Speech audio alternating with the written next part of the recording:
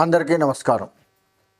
ద్వాదశ రాశుల్లో ఒక్కొక్క రాశి ఏ విధంగా ఉంటుంది, ఈ ఫిబ్రవరి నెల మనకి మంచి జరుగుతుందా, ఎట్లా ఉంటుంది అన్న విషయాన్ని ఆలోచించుకుంటూ వెళ్తే గతంలో కంటే ఇప్పుడేమైనా మంచి జరుగుతుందా, లేదంటే ఇలానే ఉంటామా, లేదు ఇంతకంటే ఇంకేమైనా తక్కువ స్థాయికి వెళ్తామా, ఇకనైనా మనకు మంచి రోజులు వస్తాయా అన్నది చాలామందికి ఉత్సాహంగా ఉంటుంది తెలుసుకోవాలని.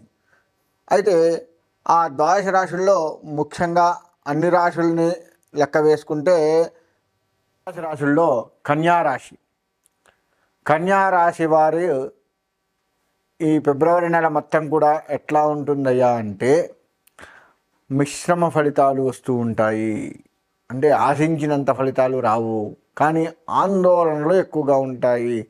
ఆందోళన పడకుండా, ఆశించిన ఫలితాలు రాలేదు అని నిరుత్సాహపడకుండా ఉండండి. మీకు మంచి ఆందోళన పడకుండా, నిరుత్సాహపడకుండా వెళ్తూ ఉండండి. మీకు అంతా మంచిగా జరుగుతుంది. తద్వారా మీకు హాయిగా ఉంటుంది. కాబట్టి మీరు ఎక్కడా కూడా ఎటువంటి ఇబ్బందులు లేకుండా ప్రశాంతంగా ముందుకు వెళ్తారు. ధన వ్యయం బాగా ఖర్చు అవుతుంది. మీ ఇంట్లో శుభకార్యాలు చేస్తూ ఉంటారు, మధ్యలో ఆగిపోయే ప్రమాదం కనపడుతూ ఉంది. కొన్ని పనులు దగ్గరకు వచ్చి ఆగిపోయే ప్రమాదం కనపడుతూ ఉంది. కాబట్టి అటువంటివి లేకుండా జాగ్రత్తలు తీసుకోవడం ఉత్తమము. మీరు ఎక్కువగా దుర్గాదేవి ఆరాధన బాగా చేసినట్లయితే, అంతేకాకుండా శుక్రుడి యొక్క ఆరాధన, శుక్రగ్రహం యొక్క ఆరాధన బాగా చేసినట్లయితే తప్పకుండా మంచి జరిగే అవకాశం కనపడుతుంది. దుర్గాదేవే శరణం మమ, తప్ప ఇంకొకటి లేదు. ఆ దుర్గాదేవియే మిమ్మల్ని రక్షించేది. కాబట్టి దుర్గా ఆరాధన చేస్తూ శుక్రవార నియమాలు పాటిస్తూ ముందుకు వెళ్ళండి, మీకు మంచి జరుగుతుంది. అయితే మరి ఈ రాశి వారికి అందరికి ఇట్లనే ఉంటుందా అంటే కొంతమందికి మాత్రమే ఉంటుంది. కానీ అందరూ దుర్గాదేవి ఆరాధన తప్పదు. అందరూ కూడా దుర్గాదేవి ఆరాధన చేస్తూ ఉండాలి. కానీ కొంతమందికి మంచి మంచి ఫలితాలు వస్తూ ఉంటాయి, కొంతమందికి మామూలు ఫలితాలు వస్తూ ఉంటాయి. ఈ మామూలు ఫలితాలు వచ్చేవారు ఎక్కడా కూడా ఆందోళన చెందకుండా ముందుకు వెళ్ళండి. మంచి ఫలితాలు వచ్చేవారు ఉల్లాసంగా హాయిగా ముందుకు వెళ్ళండి. అత్యుత్సాహాన్ని తగ్గించుకుంటూ కనుక ముందుకు వెళ్తే మంచి ఫలితాలు వచ్చేవారికి బాగుంటుంది. అందరూ కూడా దుర్గాదేవి ఆరాధన చేస్తూ ఉండండి. విద్యార్థులు ముఖ్యంగా చదువు విషయంలో జాగ్రత్తలు వహించండి, కష్టపడి చదవండి. తద్వారా మీకు మంచి మార్కులు వస్తూ ఉంటాయి. ఎవరికి కొంతమందికి బాగాలేదు అని చెప్పినా వారికి మాత్రమే. ఈ చదువుతున్నటువంటి వారు, బాగున్నటువంటి వారు ఎవరైతే ఉన్నారో వారు ఎట్లా అయితే చదువుతున్నారో ఆ చదువును తగ్గించకుండా ఇంకా పెంచుకునే మార్గం చేయండి, తప్ప తగ్గించుకోకుండా వెళ్ళండి. ఇక రాజకీయ రంగం విషయానికి వస్తే కూడా అంతే. ముందుకు వెళ్ళాలి అని వెళ్తారు, ఎందుకు ఆగిపోతారో తెలియదు, కొంత మేరకు వెళ్ళి ఆగిపోతారు. అది కాస్త తగ్గించుకోండి, దాన్ని ఆలోచించండి, అటువంటిది జరగకుండా చూసుకోండి. ఇక ముందుకు వెళ్ళే వారు అలానే ముందుకు వెళ్ళండి. శత్రుబాధల నుంచి జాగ్రత్తగా ఉండండి. ముందుకు వెళుతూ అన్ని రంగాలుగా బాగుంది మాకు అని రాజకీయ రంగపరంగా ఆలోచిస్తారు కదా, వారు శత్రువుల విషయంలో జాగ్రత్తగా ఉండండి. మిమ్మల్ని కిందికి లాగే ప్రయత్నం చేస్తూ ఉంటారు, అది కాస్త గమనించుకోండి. వ్యాపార రంగానికి వస్తే వ్యాపార రంగంలో కూడాను ముందుకు వెళ్ళేవారు అలానే ముందుకు వెళ్తూ ఉండండి. ఎక్కడా కూడా ఆందోళన చెందాల్సిన పని లేదు, ఏమవుతుందో అనేది లేదు. చక్కగా వెళ్తూ ఉంటారు, మంచి లాభాలను తీసుకొస్తుంటారు. ఇక మరి మామూలుగా ఉండేవారి పరిస్థితి ఏమిటి అంటే, మీకు మామూలుగా ఉంది, పక్కన వాడికి బాగా వ్యాపారం జరుగుతుంది, ఇద్దరం ఒకేసారి మొదలుపెట్టాము, ఒకే వ్యాపారం చేస్తున్నాము, వాడు మాత్రం ముందుకు వెళ్తున్నాడు, మనకు మాత్రం ఇదే పరిస్థితి ఏంటి, ఇంకా వాడికంటే డల్ అయ్యాము అనే ఆలోచన మీకు కలుగుతూ ఉంటుంది. అలా ఆందోళన పడకుండా దుర్గాదేవికి సాంబ్రాణి వేయండి. ఆ వ్యాపారంలో సాంబ్రాణి ఎక్కువగా వాడుతూ ఉండండి. సాయంత్రం 6 గంటల సమయంలో సాంబ్రాణి ఎక్కువగా వేయండి.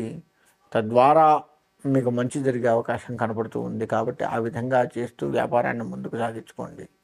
రియల్ ఎస్టేట్ రంగం కూడా అంతే, చక్కగా ముందుకు వెళ్తూ ఉంటారు. కొన్ని ఇబ్బందులు వచ్చినప్పటికీ కూడాను నిలదొక్కుంటూ ముందుకు వెళ్తారు. ముందుకు వెళ్ళేవారు ముందుకు అలానే వెళ్తూ ఉండండి. మీకు ఎక్కడా కూడా ఇబ్బందులు లేవు రియల్ ఎస్టేట్ విషయాల్లో. కానీ ఆగిపోయినటువంటి వారు ఎవరైతే ఉన్నారో వారు ఉత్సాహంతో మాత్రమే ముందుకు వెళ్ళాలి. ఎక్కడా కూడా కుంగిపోవటం చేసుకోకండి. ఇంతకుముందు లాభాలు వచ్చినాయి కదా, ఇప్పుడు రాకపోతే నష్టం ఏంటి? అంతకుముందు కూడా మనకు కొన్నిసార్లు ఇలానే జరిగింది లాభాలు లేక అనేది గుర్తు తెచ్చుకుంటూ చక్కగా ముందుకు వెళ్తూ ఉండండి. ఎక్కడ ఏ ఇబ్బంది ఉండదు. కాకపోతే సంతకాల దగ్గర కాస్త జాగ్రత్త వహించండి. ఆ విధంగా చేసుకుంటే రియల్ ఎస్టేట్ ముందుకు వెళ్తూ ఉంటాము. ఇక అన్ని రంగాల వారు కూడాను దుర్గాదేవి ఆరాధన చేయమని చెప్పాను కదా. ఎందుకు చెప్పాను దుర్గాదేవి ఆరాధన అంటే, దుర్గములు అంటే కష్టములు తీర్చేది అమ్మవారు. కాబట్టి దుర్గాదేవి ఆరాధన చేస్తే మనము ముందుకు వెళ్ళేటువంటి వారు అందరికీ బాగుంటుంది అని చెప్పలేదు కదా. కొంతమందికి బాగుంటుంది, కొంతమందికి బాగుండట్లేదు. ఇందా చెప్పుకున్నట్లుగా బాగున్నటువంటి వారు ముందుకు వెళ్తూ ఉంటే అందులో అనుకోకుండా వచ్చే కష్టాలు కొన్ని వస్తాయి.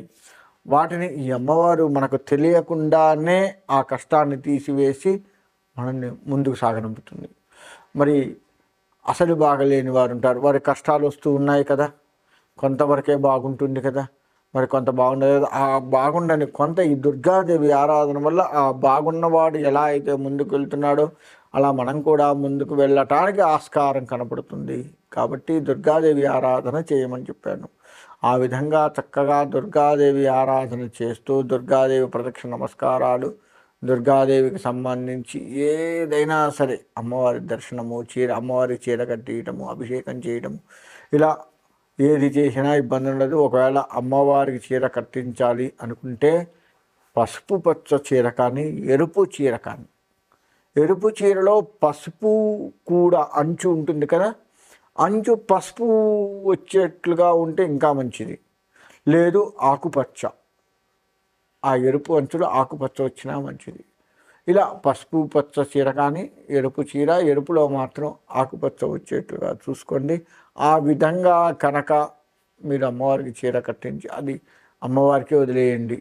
లేదు 2 చీరలు తెచ్చుకొని ఒకటి అమ్మవారికి వదిలేసి అమ్మవారికి ఇచ్చేసి ఒకటి అమ్మవారి పాదాల దగ్గర పెట్టుకొని మీ ఇంట్లో ఆడవాళ్ళకి ఇవ్వండి. ఆడవాళ్ళైతే మీరే ధరించండి. ఆ విధంగా చేసినట్లయితే చక్కటి మంచి జరిగే అవకాశం ఉంటుంది. కాబట్టి ఆ విధంగా చేసుకుంటూ ముందుకు వెళ్ళాలి. అందరూ కూడా బాగుండాలి అని కోరుకుంటూ సెలవు తీసుకుంటున్నాను.